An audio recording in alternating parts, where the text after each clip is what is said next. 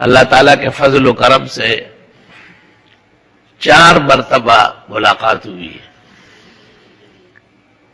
ایک دفعہ میں نے بعض ایسی کتابیں دیکھی تھی، خاص کر روح المعانی بن استیاب دیکھتا تھا، علامہ آلوسی پر ایک عجیب اثر ہے، وہ جب شروع ہوتا ہے تو انکار کرتا ہے، جب ختم کرتا ہے پھر اعتراف کرتا ہے۔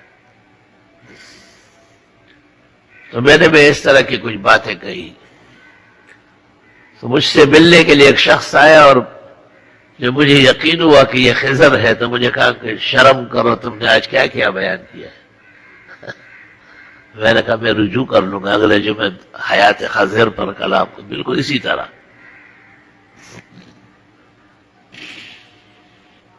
میں نے ان سے وظیفہ مانگا، فرمایا حضرت محمد صلی اللہ علیہ وسلم نے بخاری کتاب الدعوات میں جو وظائف دیے وہ مجھ سے بہت زیادہ ہے۔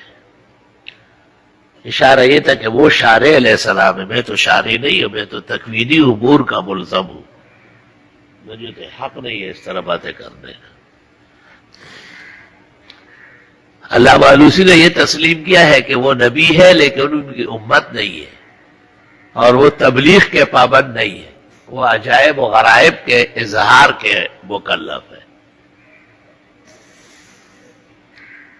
حضرت موسیٰ جو ساتھ گئے تھے یہی ہوا نا، کبھی کشتی توڑ رہا ہے، کبھی جو ہے نا کھلاڑیوں کو قتل کر رہا ہے۔ جب تک یہ ہٹے نہیں ہے پاکستان نہیں ہوگا، کھیلستان رہے گا۔ بڑے بڑے سودے یہی کر رہا ہے، اور کئی لوگوں کی دیواریں کڑی کر رہا ہے جو ایسے بے مروت تھے کہ مہمانی بھی نہیں جانتے تھے۔ حضرت موسیٰ نے کہا کوئی ڈھنگ کا کام تو کرو، حضرت نے کہا آذا فراق و بینی ہو، بس اب نکلنا ہوگا۔ بخاری شریف میں ہے یہ واقعہ، رسول اللہ صلی اللہ علیہ وسلم نے بیان کیا اور فرمایا لَوَدِدْنَا لَوْ صَبَرَ مُوسَىٰ لَبَيَّنَا، ہماری خواہش تھی کہ حضرت موسیٰ تھوڑا اور صبر کر لیتے اور عجائب کھل جاتے۔ وہ تو عجائب کا مجموعہ تھا، جیسے جیسے گزرتا تھا کوئی نہ کوئی تماشا دکھاتا۔